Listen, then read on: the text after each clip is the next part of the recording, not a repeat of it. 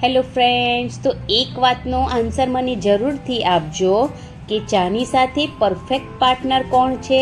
Of course પૌવા. તો શું કહો છો, આજે બની જાય પૌવાની રેસીપી?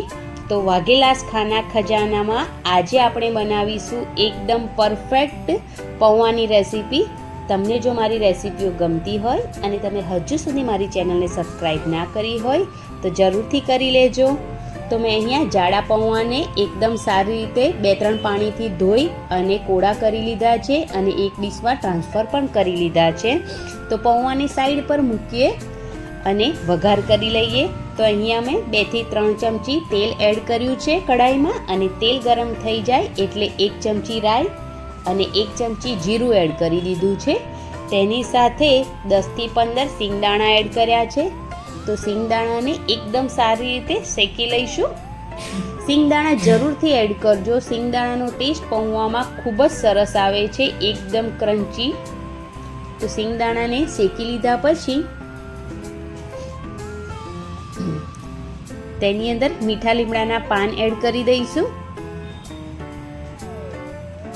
મીઠા લીમડાના પાનનો ટેસ્ટ પણ ખૂબ જ સરસ આવે છે. મેં અહીંયા થોડી ડુંગળી એડ કરી છે, એકદમ ઝીણી સમારીને, તો તેને પણ એડ કરીશું. અને થોડા ગાજરને એકદમ ઝીણું સમારીને એડ કર્યું છે. થોડું શિમલા મિર્ચ પણ એડ કર્યું છે. તમને જે શાકભાજી પસંદ હોય એ શાકભાજી તમે એડ કરી શકો છો તમારી રીતે, અને તમને ના પસંદ હોય તો તમે સ્કીપ પણ કરી શકો છો. તો તેની સાથે જ મેં અહીંયા તીખા લીલા મરચાં એકદમ ઝીણા સમારીને એડ કર્યા છે, અને એકદમ ઝીણો બટાકો બાફીને એડ કર્યો છે. તો બધી જ શાકભાજીને એકદમ સારી રીતે મિક્સ કરી શેકી લઈશું. તમે કાચો બટાકો પણ એડ કરી શકો છો એકદમ ઝીણો સમારીને. તો અહીંયા મેં અડધી ચમચી જેટલો હળદર પાવડર, થોડો લાલ મરચું પાવડર અને સ્વાદ પ્રમાણે મીઠું એડ કરી દીધું છે. મરચાંનો ટેસ્ટ તમે તમારા પ્રમાણે વધારે કે ઓછો કરી શકો છો. મેં અહીંયા લીલું મરચું પણ એડ કર્યું છે, એટલે લાલ મરચું થોડું ઓછું એડ કર્યું છે. તો મસાલા સાથે એકદમ સારી રીતે શાકભાજીને મિક્સ કરી લેશું. અને હવે શાકભાજી પણ એકદમ સારી રીતે શેકાઈ ગયા છે.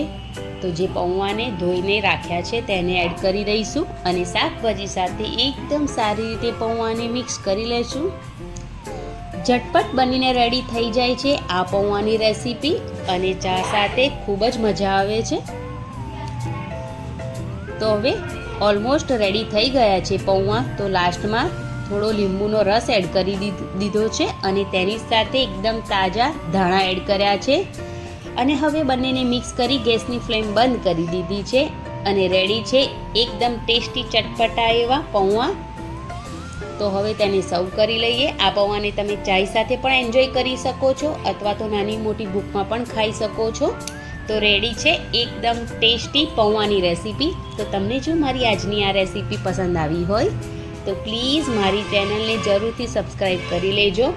લાઈક કરવાનું બિલકુલ ના ભૂલતા, અને રેસીપી ટ્રાય કરો અને મને કોમેન્ટ બોક્સમાં જરૂરથી જણાવજો કે તમને આ રેસીપી કેવી લાગી. અને આ વિડીયોને વધુમાં વધુ શેર કરજો ફ્રેન્ડ્સ અને family મેમ્બરમાં.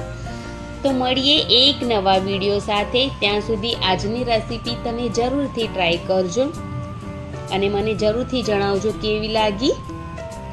Thanks for watching. Bye bye. Take care. Comment કરવાનું બિલકુલ ના ભૂલતા. ચેનલને સબસ્ક્રાઈબ કરવાનું પણ ના ભૂલતા. જય માતાજી.